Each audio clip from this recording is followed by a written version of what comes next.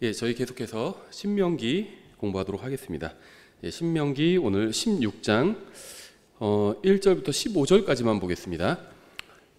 먼저 잠깐 기도하겠습니다. 하나님 아버지, 오늘도 주님께서 저희들도 주님 말씀 공부할 수 있도록 허락해 주셔서 감사드립니다.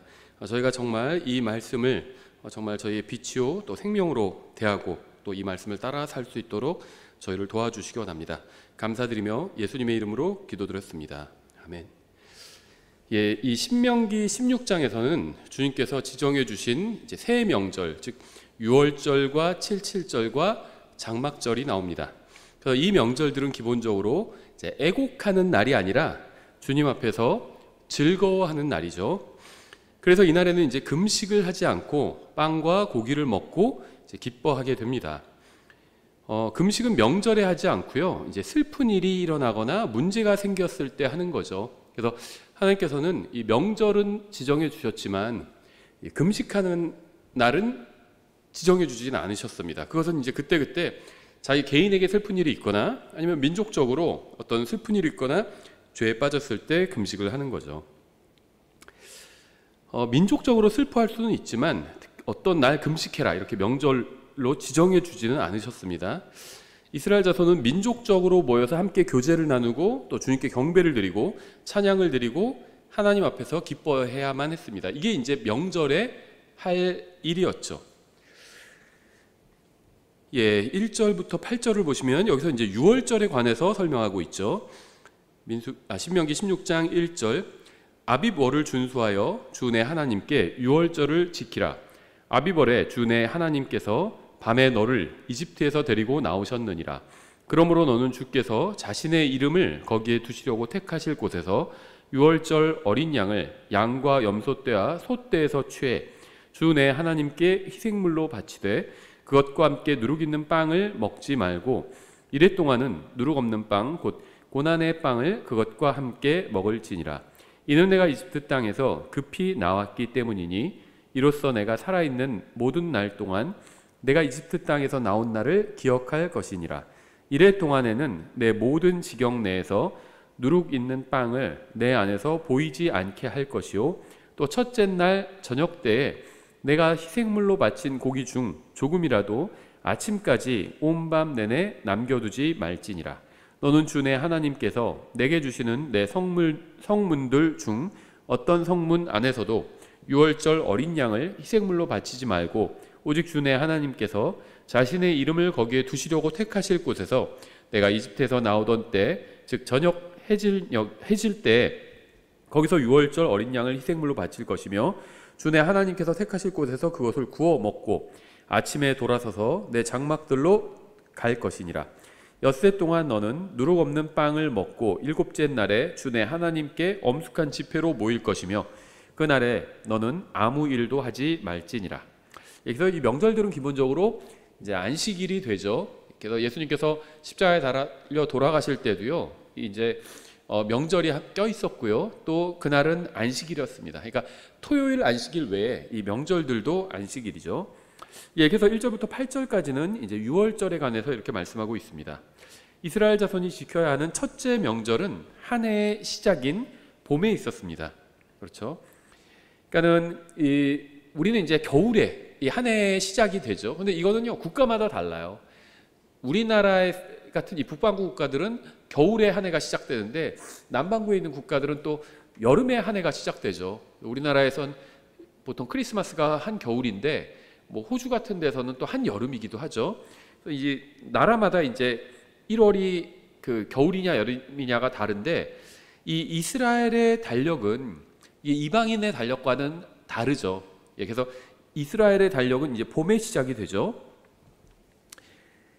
이스라엘은요, 민족이 유월절과 함께 시작되었다고 해도 과언이 아닐 겁니다. 아브라함이 이스라엘의 시조지만 물론 이스라엘 민족이 아브라함과 함께 시작되었다 이렇게 얘기할 수도 있지만 아직 아브라함 때는 하나의 가족이었죠. 그래서 이스라엘이 정말 하나의 민족으로 정식으로 시작된 것은 이 유월절과 함께 시작되었다 이렇게 얘기할 수 있겠죠. 그런데 이제 문제는 그들은 400년 동안 이집트에서 노예로 살았다는 것이었습니다. 그러다 어느 날 밤에 하나님께서 이집트를 두루 다니시다가 다니시면서 이제 심판을 집행하셨죠. 이스라엘 자손은 어린 양의 피를 양옆 기둥들과 문 상인방에 뿌렸습니다. 우슬초로 뿌린 거죠. 그래서 시편에서 다윗이 우슬초로 나를 정결하게 하소서 이렇게 얘기한 건요, 우슬초에다가 어린 양의 피를 찍어서 뿌렸기 때문입니다. 그래서 우슬초라는 그 식물의 죄를 제거하는 능력이 있는 것이 아니라 어린 양의 피에 죄를 제거하는 능력이 있다는 것을 말해주고 있는 거죠. 물론 다윗이 이제 십자가 대속까지 완벽히 이해하고 있지는 않았겠죠. 다만 이제 성경을 다윗은 알고 있었기 때문에 성경에서 어린 양의 피를 우슬초에 찍어서 문 기둥에 바르고 하나님께서 그것을 보시고 넘어가셨기 때문에 이제 그런 의미로 다윗은 인용을 한 것이겠죠. 그래서 하나님께서 어린 양의 피를 뿌린 집은 넘어가시고요, 어린 양의 피를 뿌리지 않은 집은 첫 태생을 죽이는 심판을 하셨습니다.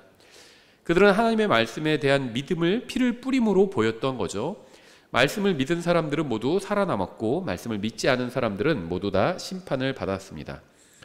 하나님께서 첫 태생을 심판하신 그 밤에 이스라엘 자손은 이집트를 탈출했습니다. 이집트인들은 첫 태생의 죽음으로 인해서 애곡했습니다. 하나님께서는 살아계시며 참된 신인 하나님을 거부한 이집트인들을 심판하신 거죠. 이집트를 탈출한 이스라엘 자손은 서둘러서 도망치느라 서서 음식을 먹었고요, 누룩 없는 빵을 먹었습니다. 하나님께서는 이스라엘 자손이 이집트를 탈출했던 것을 기억하기 위해서 유월절을 지키게 하셨죠. 아버지들은 이제 자녀들에게 그들이 원래 이집트에서 노예로 살았고 또 고통 가운데 있었는데 하나님께서 그들을 찾아오셔서 자유롭게 해주시고 젖과 꿀이 흐르는 땅을 주셨다는 사실을 가르쳐야 했습니다. 그러니까 그들은 하나님의 말씀을 가르치고 또 하나님께서 행하신 일을 가르쳐야 했던 거죠, 자식들에게. 그들은 이집트에서 아무 소망도 없는 사람들이었지만 하나님께서 그들을 불쌍히 여겨주시고 어린 양의 피를 통해서 구속해 주셨다는 사실을 알려주어야만 했습니다.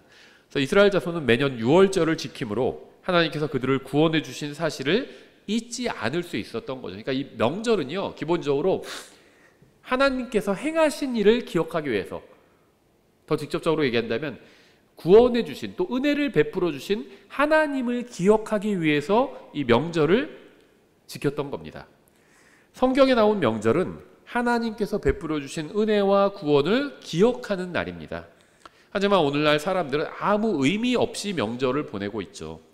기독교인들이 지키는 명절도 세상 사람들이 지키는 명절과 큰 차이가 없습니다.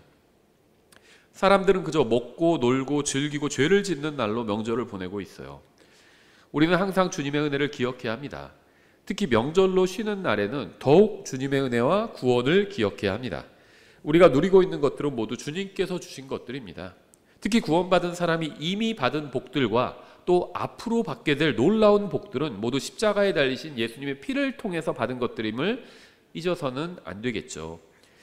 역사적으로 이스라엘 자손은 세상 다른 민족들처럼 하나님께서 자신들에게 베풀어 주신 은혜를 완전히 잊어버렸습니다. 이것이 그들의 불행의 시작이었죠. 그들에게 필요한 것은 하나님과 관계를 회복하는 것이었습니다.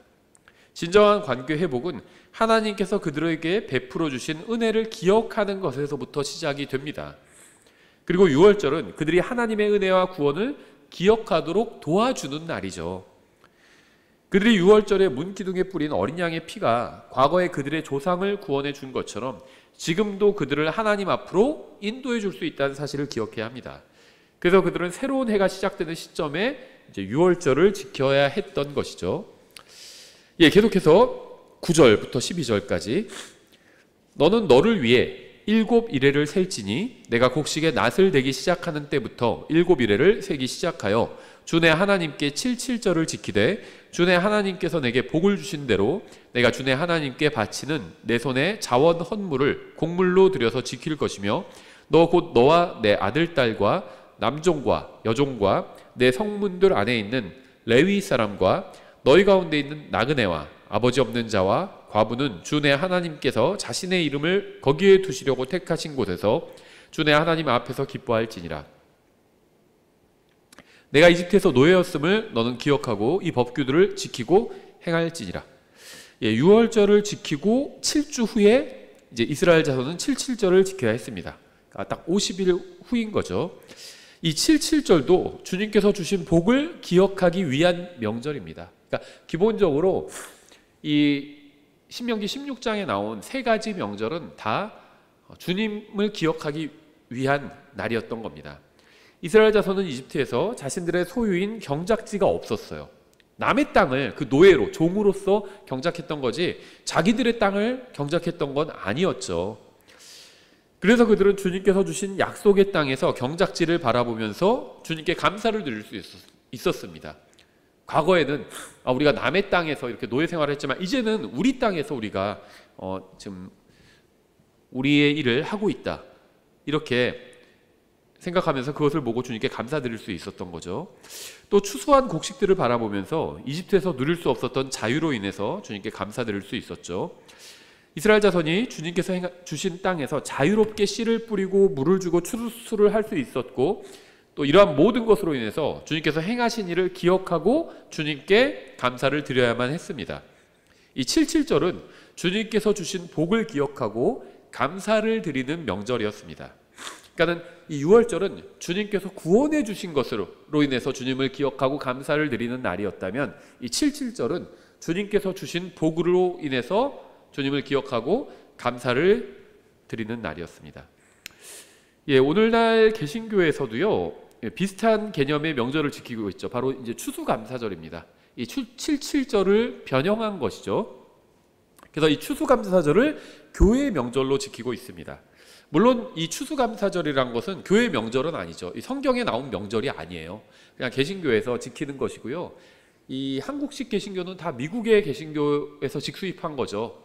그래서 미국에서 청교도들이 건너가서 이렇게 미국이란 나라를 이제 주축이 되어서 세우고 또 교회를 세웠죠. 그리고 그들은 거기서 이제 처음으로 또 추수감사절을 지키게 됩니다. 그래서 한국 개신교도 이 미국 개신교를 따라서 추수감사절을 지키고 있죠. 우리나라 기독교는요 다 그냥 미국 직수입이에요. 한국 개신교도 미국 그 개신교 수입이고요. 독립침례교회도 또 미국 독립침례교회 수입입니다. 근데 뭐 대부분은 이제 성경적인 것들이 많이 있는데 이제 미국의 어떤 문화와 관련된 것들도 많이 있습니다. 이 추수감사절도 그 중에 하나겠죠. 그래서 우리가 좀 가려서 받아들일 필요가 있는 것 같아요. 그러니까 성경적인 것들은 다 받아들여야 되지만 성경적인 것이 아니라 단순히 어떤 문화적인 것은 우리가 가려서 받아들일 필요가 있죠. 뭐 하나님께 어떤 날을 지정해서 감사를 드린다, 뭐 이게 잘못된 것은 아닙니다. 근데 그 날을 지키지 않으면 뭐 큰일 나는 것처럼 아니면 이단인 것처럼 이렇게 정죄해서는 안 되겠죠. 어떤 교회에서 추수감사절을 지킨다, 저는 뭐 큰 문제 없다고 생각을 합니다. 할 수도 있어요. 근데 추수감사절을 지키지 않는 교회는 뭐 이단이다 이러면 안 되겠죠. 어떤 교회에서 뭐 자기들의 신앙 고백을 만들어서 낭독한다면 할 수 있겠죠. 저희도 우리의 믿음이란 것을 만들어서 저희 교회 홈페이지에 올려놨습니다. 근데 이렇게 똑같이 우리가 고백하는 이 우리의 믿음이란 걸 똑같이 고백하지 않는 교회는 이단교회다, 이렇게 얘기해서는 안 되겠죠. 그러니까 성경에 없는 것을 할 수도 있어요. 근데 그것을 하지 않으면 이단이다, 이렇게 얘기해서는 안 되겠죠. 교회 버스를 운행하는 교회가 있습니다. 미국 같은 경우에 특히 더 그렇죠. 주일학교 학생들을 데려오기 위해서 버스를 운행을 하죠. 큰 교회에서는. 근데 버스를 운행하는 건 문제가 없지만 버스를 운행하지 않으면 이단이다, 이렇게 해서는 안 되겠죠. 그래서 어떤 문화적인 것을 행할 수 있어요. 어떤 것을 또 지정해서 행할 수 있습니다. 우리는 뭐 매월 첫째 주에 무엇을 한다, 아니면 뭐 매년 5월 5일에 무슨 뭐 우리가 하나님께 감사를 드리는 날을 갖는다, 그렇게 할 수도 있습니다. 근데 그렇게 하지 않으면 이단이다, 이렇게 교리로 만들면은 안 되겠죠. 그래서 추수감사절 자체를 지키는 것은 문제가 없는데요, 그것을 지키지 않으면 이단인 것처럼 그렇게 주장해서는 안 됩니다. 그래서 이 교회를 위한 명절은 없습니다, 성경에. 다만 우리도 하나님께서 베풀어 주신 은혜를 생각하고 감사를 드릴 필요가 있는 것은 분명하죠. 우리가 입는 옷과 먹는 음식과 사는 집은 모두 하나님께서 우리에게 허락해 주신 것들입니다. 우리가 누리는 복은 모두 하나님께서 주신 것들이에요. 하나님께서 허락해 주지 않으시면 우리는 아무것도 누릴 수가 없습니다. 자신의 지능과 재산과 수입을 자랑하고 싶을 때가 있을 때에도요, 하나님께서 허락해 주지 않으시면 우리는 아무것도 할 수 없다는 사실을 기억해야 합니다. 하나님께서 건강한 육체를 허락해 주지 않으시거나 아니면 건강한 정신을 허락해 주지 않으시면 우리는 아무것도 할 수 없는 존재일 뿐이에요. 사람이 아무리 수고하고 노력해도 주님께서 비를 내려주지 않고 햇볕을 비춰주지 않으시고 또 건강을 허락해 주지 않으시면 사람이 할 수 있는 일은 아무것도 없습니다. 사람이 아무리 마늘 씨를 뿌려도 주님께서 자라게 해주지 않으시거나 아니면 메뚜기 떼를 보내서 다 먹게 하시면요, 모든 수고가 다 허사가 됩니다. 하나님께서 작은 거 하나만 어떤 일을 하시거나 허락해 주지 않으시면요, 사람이 엄청난 타격을 입게 된다는 거예요.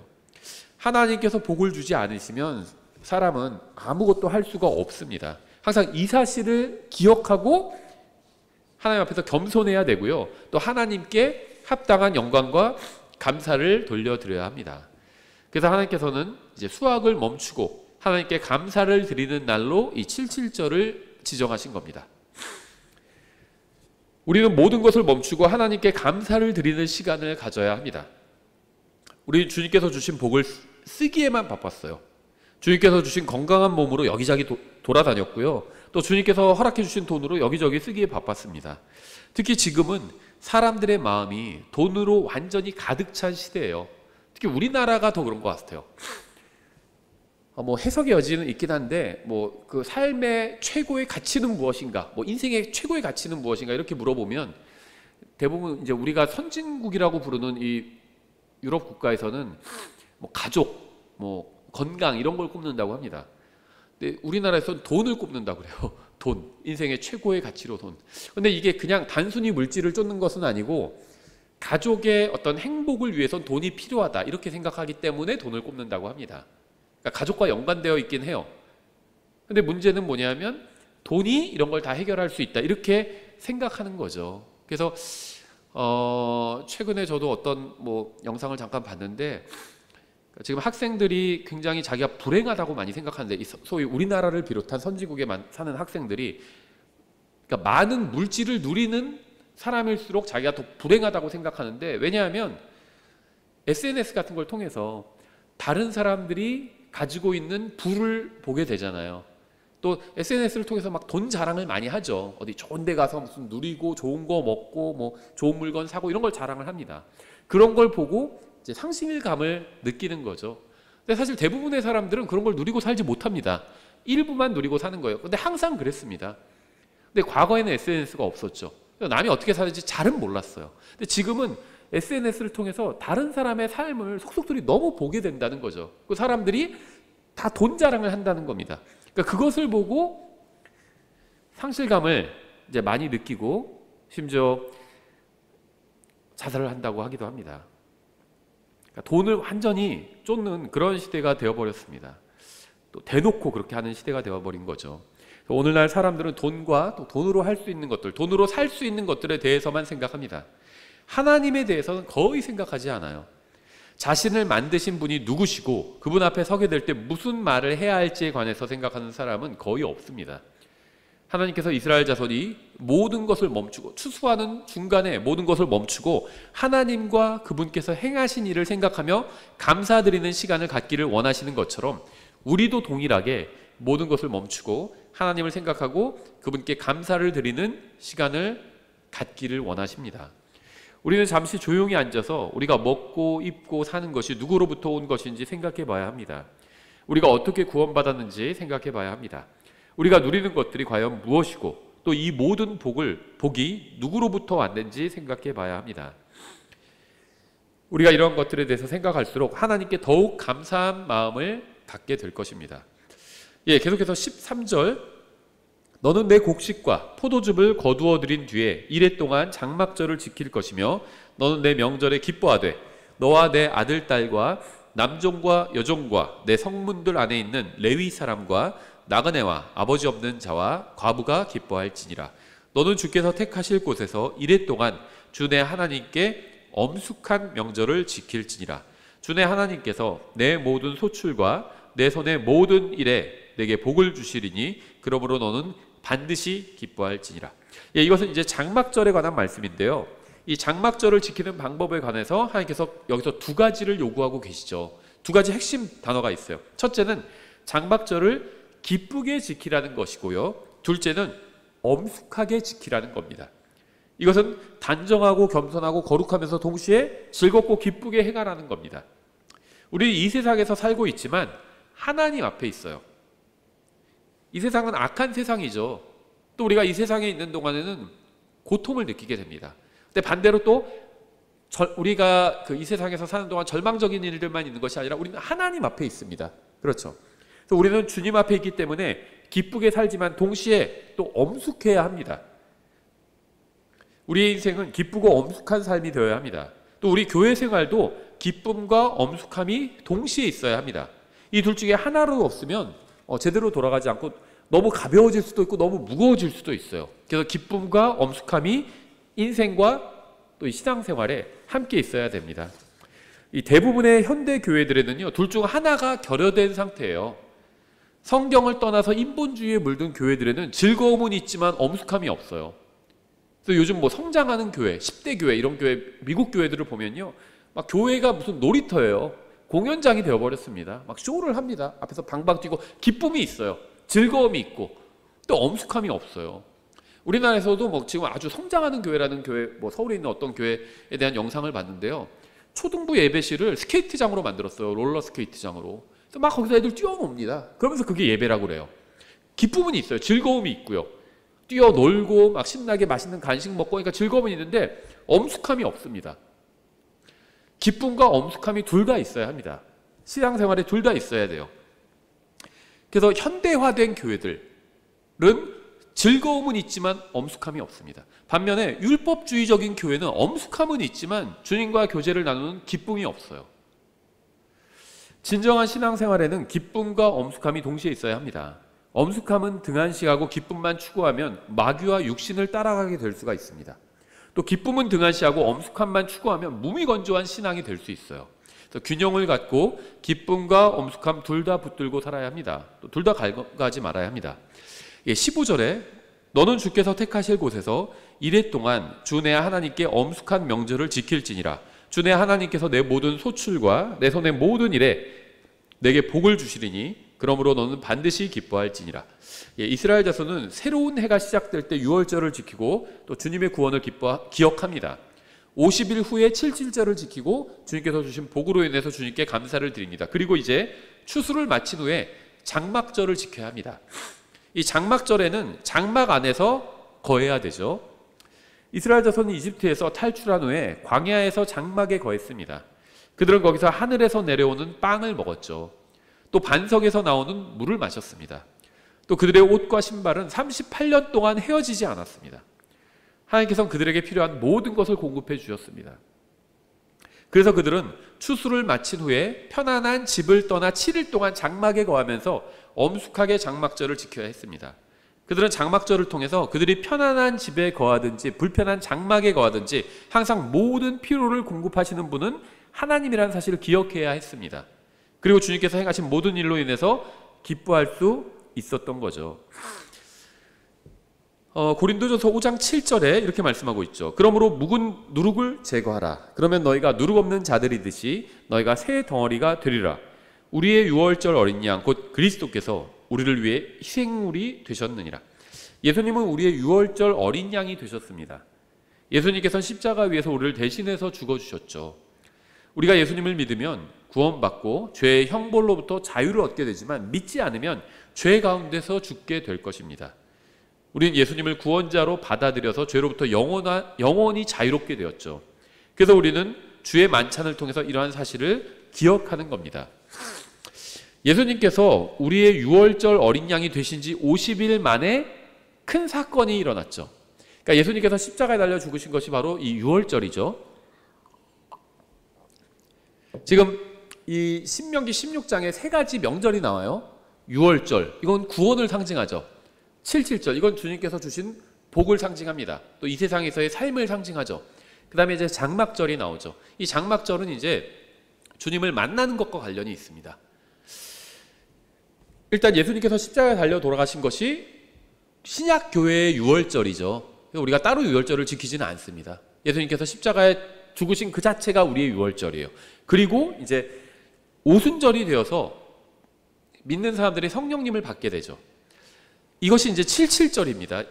사도행전 2장 1절부터 오순절 날이 충만히 찼을 때 그들이 다 한 마음이 되어 한 곳에 있었는데, 오순절이 77절이에요. 77은 49, 그 다음에 50이죠. 여기서 같은 겁니다. 갑자기 하늘로부터 급하고 강력한 바람소리 같은 소리가 나더니 그들이 앉아있던 온 집안을 가득 채우고 마치 불의 혀처럼 갈라진 것들이 그들에게 나타나 그것이 그들 각 사람 위에 앉음에 그들이 다 성령님으로 충만하여 성령께서 그들에게 말하게 하시는 대로 다른 언어들로 말하기 시작하더라. 예수님께서 십자가에 달려 우리를 대속하신 지 50일 후에 하나님께서 예수님께서 하신 일에 열매를 거둬들이기 시작하셨습니다. 77절이 추수를 하다가 멈추고 주님께 감사를 드리는 명절이죠. 예수님께서 십자가에서 대속하신 지 50일 후에 성령님께서는 믿는 사람들 안으로 들어오셨죠. 사도행전 2장 41절, 그때 그의 말을 기쁘게 받아들인 자들이, 복음을 전한 말을 받아들인 자들이죠, 침례를 받으니 바로 그날 3,000혼 가량이 그들에게 더해졌더라. 주님께서는 이렇게 예수님의 십자가 사역의 열매를 거둬들이기 시작하셨습니다. 이날 구원받은 3,000혼을 주님께서 얻으신 일은 지난 2000년간 있었던 구원 역사의 시작에 불과했죠. 이후로 지난 2000년 동안 수많은 사람이 구원받아 그리스도의 몸에 더해졌고 지금도 계속 더해지고 있어요. 그러니까 이 예언적으로 본다면 6월절은 예수님의 십자가 대속의 날을 상징하죠. 77절은 이 세상에서 인생과 같다고 그랬죠.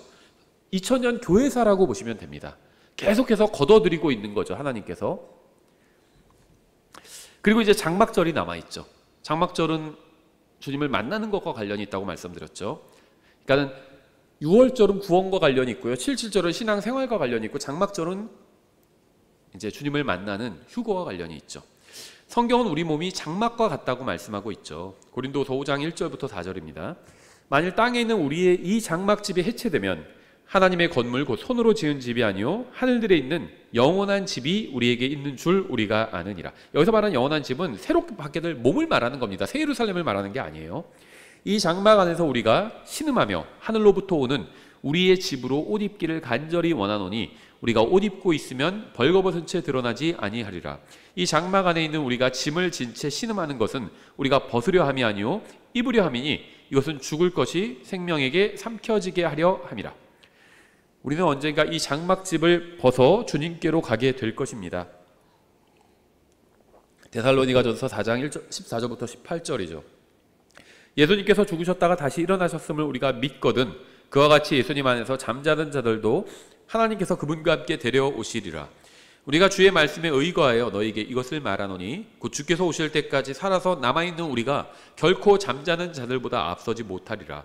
주께서 호령과 천사장의 음성과 하나님의 나팔 소리와 함께 친히 하늘로부터 내려오시리니 그리스도 안에서 죽은 자들이 먼저 일어나고 그 뒤에 살아서 남아있는 우리가 그들과 함께 구름들 속으로 채어 올라가 공중에서 주를 만나리라. 그리하여 우리가 항상 주와 함께 있으리라. 그러므로 이 말씀들로 서로 위로하라. 예수님께서 우리를 데리러 공중으로 오실 겁니다. 공중에서 믿는 사람들의 이름을 부르실 거고요. 그러면 주님 안에서 죽은 사람들이 먼저 일어나고 믿는 우리는 그들과 함께 공중으로 들려 올라가 주님을 만날 것이고 그때부터 영원히 주님과 함께 있게 될 것입니다. 하나님께서 신약교회에게 지정해 주신 명절은 없습니다. 하지만 우리도 이스라엘 자손처럼 지켜야 하는 것들이 있어요. 바로 주의 만찬이죠. 그래서 우리는 기쁘고 엄숙하게 이 주의 만찬을 지켜야 합니다. 고린도전서 11장 23절부터 26절이죠. 내가 또한 너희에게 전해준 것은 내가 주께 받은 것이니 곧 주 예수님께서 배반당하신 바로 그 밤에 빵을 집어 감사를 드리신 뒤에 그것을 떼시며 이르시되 받아서 먹어라. 이것은 너희를 위해 찢긴 내 몸이니 나를 기억하여 이것을 행하라 하시고 저녁 식사 뒤에 또한 그와 같은 방식으로 잔을 집으시고 이르시되 이 잔은 내 피로 세우는 새 상속 언약이니 너희가 그것을 마실 때마다 나를 기억하여 이것을 행하라 하셨느니라. 이는 너희가 이 빵을 먹고 이 잔을 마실 때마다 주의 죽으심을 그분께서 오실 때까지 보이기 때문이라. 예수님께서는 십자가 위에서 우리의 모든 죄값을 갚아주셨습니다. 우리는 주님의 십자가 대속을 통해서 구원받았죠. 그래서 이 십자가 대속은요, 우리를 엄숙하게 만들어줘요. 우리의 죄를 생각나게 하고 또 우리가 어떻게 구원받았는지 예수님의 십자가 대속을 엄숙한 마음으로 바라보게 만들죠. 우리의 죄로 인해서 영광의 주님께서 생명을 내어놓으셨어요. 하지만 동시에 주님의 십자가 대속으로 인해서 우리는 진심으로 기뻐할 수 있게 되었죠. 우리는 구원받아 하나님의 자녀가 된 동시에 그리스도의 대사가 되었습니다. 하나님의 자녀로서 우리는 기쁨 가운데 살 수 있고요. 또 그리스도의 대사로서 엄숙하고 진지하게 주님께서 친히 맡겨주신 사명을 감당해야 되겠죠. 여기서 우리가 신명기 16장 1절부터 15절까지 통해서 새 명절, 주님께서 지정해 주신 이스라엘 백성에게 지정해 주신 세 가지 명절을 살펴봤습니다. 6월절은 구원을 상징하고 77절은 이 세상에서의 삶, 또 사명을 감당한 것들, 열매를 계속 거둬들이잖아요. 거둬들이는 중간에 이 77절을 기념하거든요. 그래서 이 세상에서의 삶과 그리스도인으로서의 사역을 상징하고요. 장막절은 이제 주님을 만나는 것을 상징합니다. 그래서 제가 이렇게 세 명절을 간략하게 살펴봤습니다.